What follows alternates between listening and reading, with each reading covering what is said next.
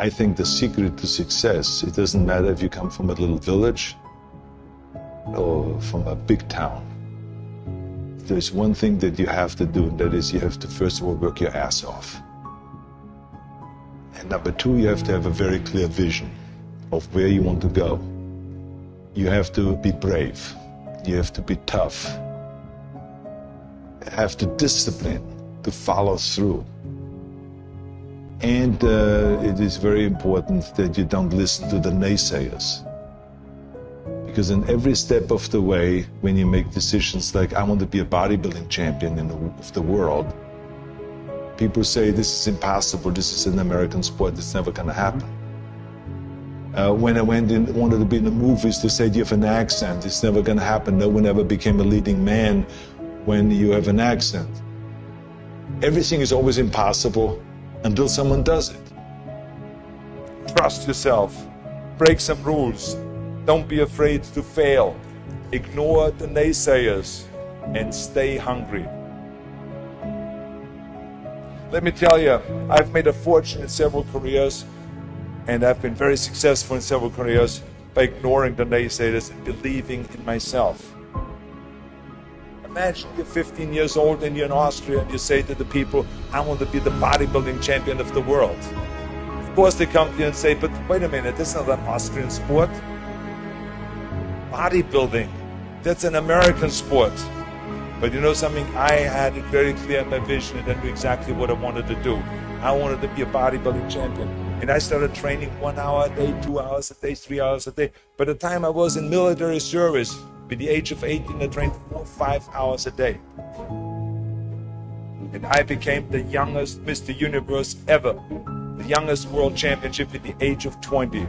So much for it can't be done. And right after that, because like I said, you have to be hungry, I went after my next goal, which was to come to America. I came over here with empty pockets, but full of dreams, full of desire. I knew that this was where I could continue my bodybuilding career and start acting also, go into the acting profession. So I immigrated here, and I kept training and training hours every day, 5 hours, 6 hours a day, and won 1 world championship after the other. By the time I was finished with bodybuilding, I won 13 world championship titles, more than anyone. And then again, I was hungry to move on, because you can't do bodybuilding for the rest of your life. I wanted to move on, and I knew it was acting that I wanted to get into. But again, I faced the same obstacles where people said it can't be done. When I talked to agents, they said to me, you cannot become just an actor and walk in the movies. I say, I just don't want to become an actor. I want to be a leading man. They say, well, forget about that. They laughed. I mean, with your accent, no one has become a leading man with your accent. And with your body, look at all those bumps sticking out. This overdeveloped body they were in 20 years ago when they did Hercules movies, but now it's Dustin Hoffman, it's Al Pacino, it's Woody Allen. Those are the new sex symbols. Don't you understand it? Look at you. Forget it, it will never happen. And with your name, Schwarzenegger or whatever your name is, I can see that already up there on the billboards. That isn't going to sell any tickets. But you know something? I didn't listen to them. I started working very hard, just like in bodybuilding. 5, 6 hours a day. I went to acting classes, speech classes, dialogue classes, accent removal classes. Everything that you can think of, I did. And slowly everything started happening. All of those liabilities that they talked about started turning into assets. When I did Conan the Barbarian, the director came to me and he said, if we wouldn't have you, we would have had to build one. And on Terminator, the director said, I couldn't imagine to have anyone play Terminator that wouldn't have an accent, that wouldn't have your body. I cannot imagine the line, I'll be back, with a normal American accent. It works so perfectly that you have this German accent. So all of those things that they said are liabilities became an asset. As moment went on, it grew and grew, and I went from one movie to the next, started making more and more money, and then I ended up being the highest paid actor with $30 million on Terminator 3. That just shows you again so much for it can't be done. This is why I try to tell you, anything and everything can be done if you can visualize it, if you believe in yourself.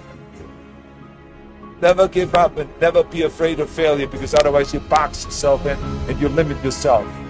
I was never afraid to fail when I ran for governor. I was never afraid to fail to tackle anything, because you should not be afraid of failure. That's just part of life. Work your ass off. There is no magic pill.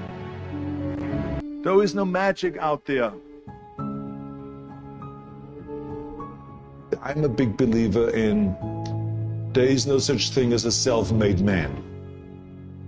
Because so many times people say that you're a self-made man, you're the perfect example of the American dream and this and that. And these are all great compliments, but the reality is, as I always said, that you can call me anything you want. You can call me Arnie, Schwarzi, Governor, Schnitzel, whatever you want to call, but don't ever call me self-made man. Because I would not be here if I wouldn't have had parents that were dedicated and gave us the love and affection and the discipline and all of the stuff right from the beginning. I wouldn't be here if I wouldn't have had the help from so many bodybuilders in Graz that helped me. Then all the way to Munich, Albert Busick, then Joe Weider that brought me to America. He brought me to America and he gave me the confidence. He paid for the first apartment in South America. Without that, I wouldn't have made it. So how can I say that I'm a self-made man? Including when I was governor, I had 5 million people voting for me. Every one of those people that voted for me helped me to become governor. How can I say that I made myself, right? So this would be nonsense, ludicrous. So this is why I say those are the things that I think were important for me to be successful. And like I said, it doesn't matter then from what village you come from anyway. You have to recognize that those are kind of the elements that make one successful. Right away from bodybuilding on, when I worked out, I didn't just lift for myself. I lift the entire sport. This was interested to work towards something that is bigger than me, something that is going to be around much longer than me. I'm going to be gone one day, but bodybuilding should not be gone.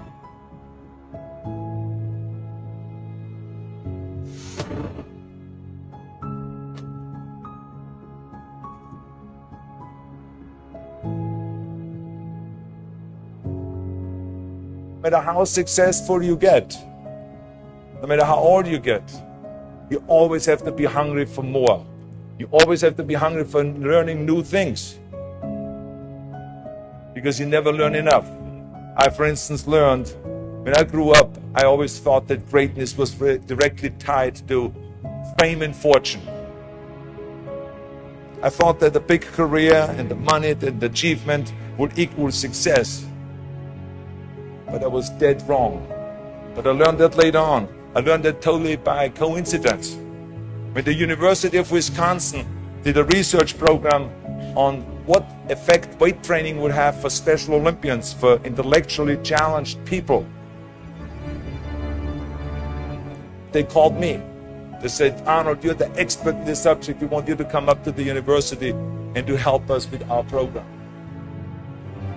to help us with our Special Olympians. And I flew up to the University of Wisconsin and I helped. And there were these kids. The first exercise we decided to do was bench press. And they were all standing in line. The first kid laid down on a bench. I put a 40-pound barbell over his chest and he did a simple exercise of bench press. He did 10 reps. Then he got up, and then the next one laid down. I put the barbell over his chest, and then that kid started breathing really heavy, and all of a sudden he started screaming really loud. And he jumped up, I pulled the bar back, and he started shaking. I realized that he was scared of the weight. So I calmed him down. I said, it's okay. Just watch your friends do the bench press. Maybe you want to try it again. And the friends came through and they did all their bench press. And everyone did a great performance. And then all of a sudden he stood in line on the end and tried again. He laid down. This time I gave him the empty bar, just the 20 pounds. And he did 10 reps. Then I said, you want to have more plates on it? More weight? He said, yes. So I put 2 more plates on it. Now it was back to the 40 pounds that he had earlier. And he did 10 more reps. Then he said more. Then I put 2 more plates on it. Now it was 60 pounds. He did another 10 reps. And he said, more. He did then 80 pounds. Then I lifted the weight off, and he jumped up, high-fived everyone, and he was so excited. And it was a real eye-opener for me, because when I saw that kid going from terror to self-confidence in a short period of time. So I want you to remember, have a vision, think big, ignore the naysayers, work your ass off, and give back and change the world. Because if not us, who? If not now, when?